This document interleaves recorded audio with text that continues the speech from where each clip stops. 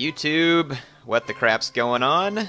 And I thought somewhat appropriate for the Seasons and Wonders announcement that was made by Creative Assembly today on the Rally Point episode 19. I'd have some Ein Klein Notch music in the background. It seems like kind of a happy song, so maybe it'll mix well. But yes, so there was an announcement. If you want to, I'll put a link in the description to the video that CA put out, which, like I said, is Rally Point episode 19. And in that video, they went through a whole bunch of announcements, and what I did here was just kind of stole some screenshots from their YouTube video so that I could give you a brief rundown on the main takeaways, and then of course you can go watch the video. Like I said, I'll link it in the description.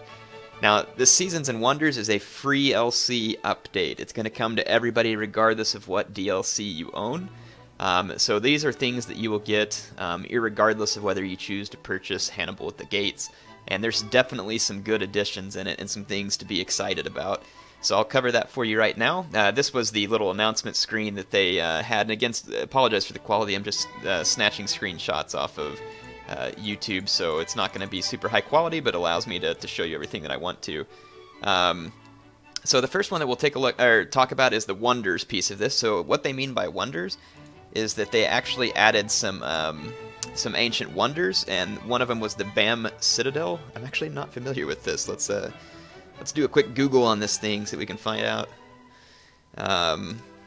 It's not one I'm familiar with. So worlds.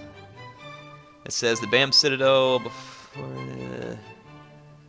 Oh, it's in Iran. Apparently, it's an ancient citadel in modern-day Iran, so probably would have been located in the ancient area of Persia.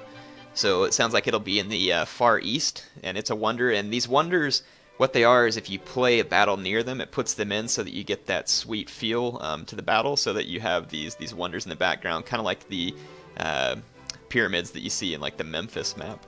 The next one was the Pharos of Alexandria. So that's the lighthouse there. So if you're playing a naval battle in that region, or maybe even a naval assault, I believe that should add in the Pharos, which would be pretty awesome to see in the background as well. The other one that they mentioned was the Colossus of Rhodes, which again will be a really cool one. So off the island of Rhodes, the Colossus would be visible in those.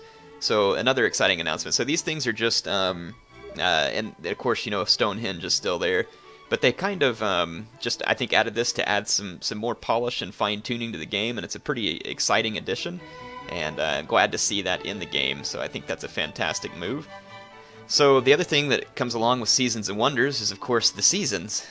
So they've added seasons now, not just to the Hannibal at the Gates campaign, because that was already there in the Caesar and Gaul campaign. They have added seasons into the main campaign.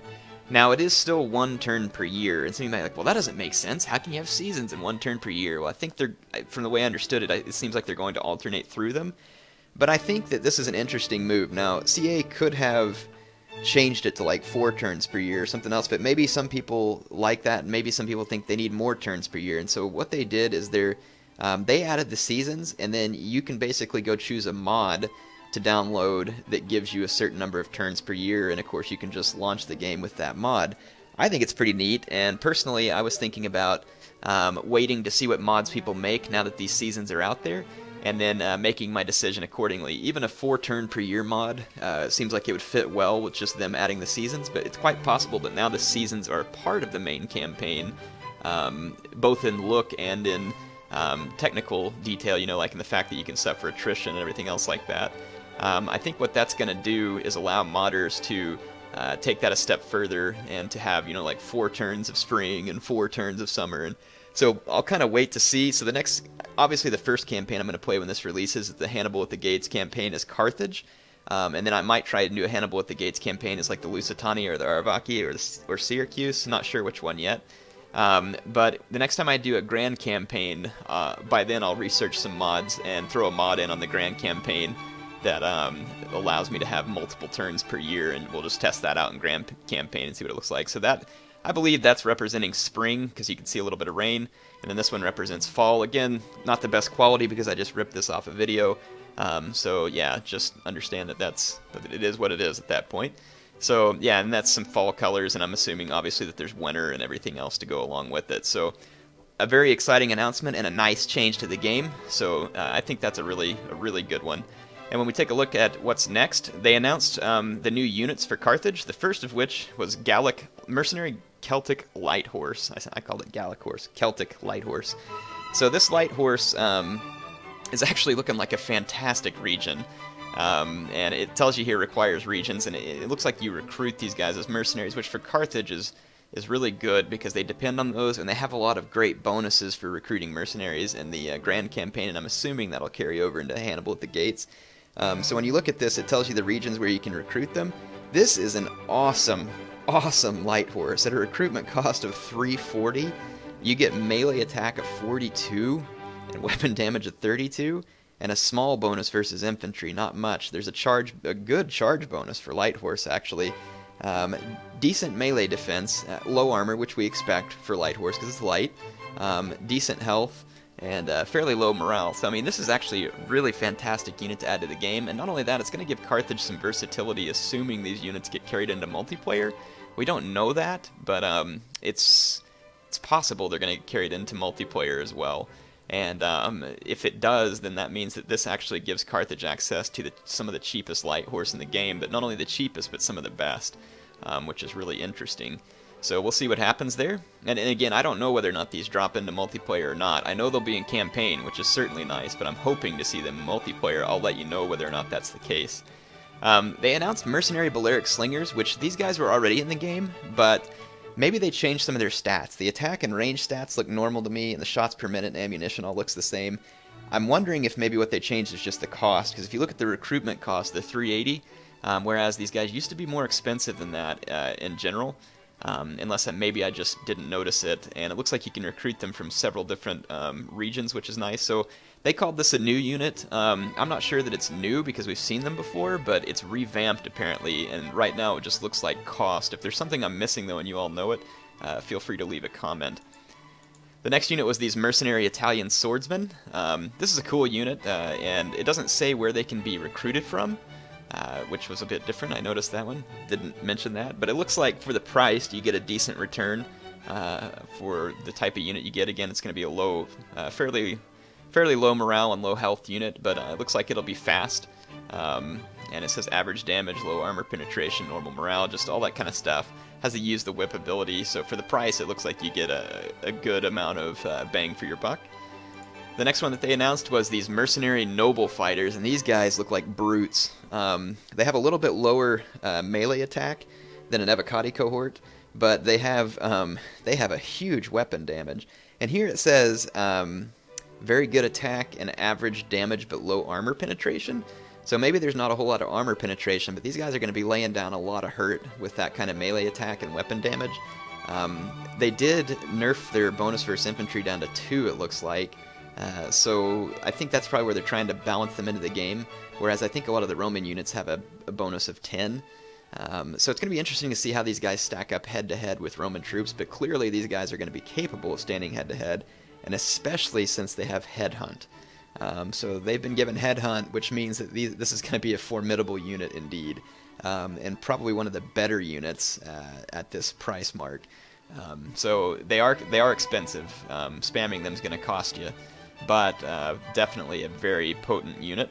It looks like the health is 55, which I think is a little bit lower than your standard Roman unit, though I could be wrong because I don't have the game opened up to prove that. The last unit was one of the most exciting of me, is Mercenary Numidian Noble Cav. So this unit gets me excited. Look at this 65 melee attack. It's only 39 damage, and but I mean these guys have javelins and they're capable melee fighters. Now I'm guessing that if you throw these guys into melee against a heavier melee unit, like a heavy Gallic horse or veteran riders or some of these other things, they'll probably get beat. But they look like the kind of unit that will be fantastic for harassing enemies, and that's what I'm excited about. Throw some javelins, it's still fast moving, it has good armor and a shield, which keeps it from getting completely decimated by missile fire on the first volley. Those javelins can really wreak some havoc. It has flaming shot. It is expensive, so for the price you're going to have to make these guys worth it, but I like it because it's going to be an interesting risk-reward, because if you look at the melee attack on these guys, they're going to be seriously dangerous to your skirmishers as a threat. So this unit is really interesting. Really like to see them in campaign. I'm very excited for that, and really excited about this unit being added to the game. So that's a pretty sweet lineup change coming for Carthage, in my opinion. Definitely some good things happening. And it looks like spring and fall. Yeah, I already covered the seasons. So there was a couple other big announcements that they had, and I'll go ahead and pop these up here. One of them was that they're adding touch control compatibility, and this is a picture of Will showing it off to some pigeons from the video.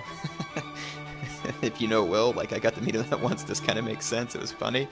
But in any case, yeah, so they added touchscreen controls and be like, yeah, well, mouse and keyboard's so much better. I agree, it is. And if you listen to the video, Will states that they added it to basically supplement your experience, so that if you're on the go and you have a way to play it on a touch device, you don't have to sit down and mouse, while you're on the train or while you're, waiting around in between classes at college or whatever it is where you want to play Rome 2.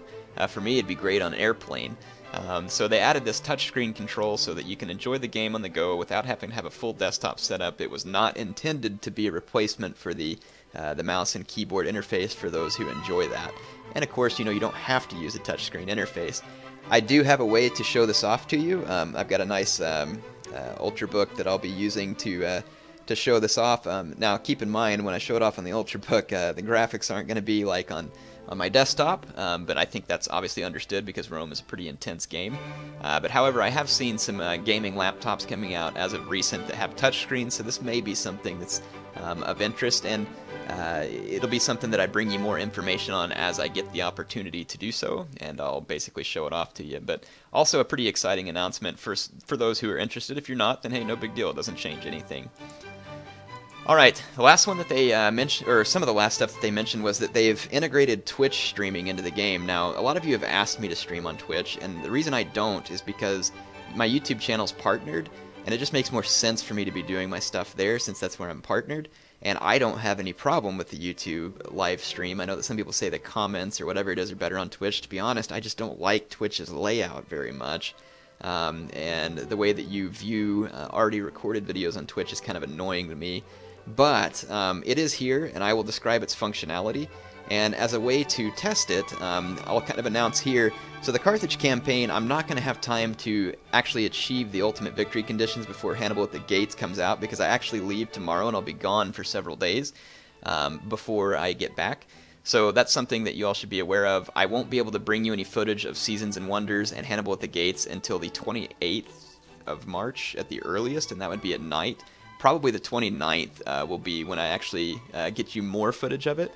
And my idea would be that at some point I can try this Twitch streaming functionality, and I will finish the old Carthage campaign live on Twitch to test out the new functionality. So that's how I'll handle that. So if you don't see the end of the Carthage campaign yet, that's why we'll finish it live, and that should be kind of an exciting way to end it. So anyway, hope you all are excited for that. If you're into Twitch or you do a lot of streaming, which I know a lot of people do, that should be a very nice addition. So I'll go back to the original screenshot and announce just a couple of other things that they mentioned, which we don't have details on yet. But if you keep an eye on the Rome 2 wiki site, it'll pop up, I think, tomorrow, and you'll be able to see this. So they announced just the last few changes, and let me pull those up here. One, that supposedly there's been more tweaks to the CJI. We didn't get specifics in the video, but keep an eye out on the Rome 2 wiki, and as soon as I see something, I'll try and link it into the video. They've also apparently made tweaks to Bodyguards. Again, no details, but they've made tweaks, and also to capture points. And I'm assuming there's probably some tweaks made in other points in the game. We just don't have the detailed list of what's going to all be coming in this update. So CJI, Bodyguards, and capture points. What they may be trying to do, and this is just, again, complete speculation, maybe they're trying to simplify the capture points in the large cities so that it helps the CJI function more properly. So I don't know what they mean by capture points, CJI, and Bodyguards, but apparently there's some changes coming to those things, and as soon as I find out, I'll try and link something into this video because it's going to release while I'm gone. So keep an eye out on this video for a comment of mine to come back, and I'll link you to the wiki site or a forum page or wherever it is that we find out what's going to happen. Again, I'm sorry I won't be able to bring you an update video while I'm on the road, but what I will do is, if I get a chance in my spare time, I'll pull up the game on my laptop, try and play it some, and get a feel for you all on what has been changed, and at least maybe I can leave some comments or something. I can't promise that because I am out on a business trip, but it's possible I might have some time on an airplane or something like that to pull it off. My problem is going to be downloading the update. Whenever you're traveling, it's freaking crappy Wi-Fi everywhere, so it makes it pretty hard to connect to the internet. Anyway, that's the updates for now. Hope y'all are excited about this as I am. I'm extremely excited. I think this is going to be fantastic. Looking forward to it, and it's going to bring some fun changes to the game. Hopefully Carthage gets these units in multiplayer too, and hopefully there'll maybe be some other things that happen in multiplayer with this update. We don't know yet, but as soon as I find out, I'll let you know. So don't get excited for nothing over it, because this is just speculation, but it's something that I'm hoping for. Anyway, HeirofCarthage signing off for now.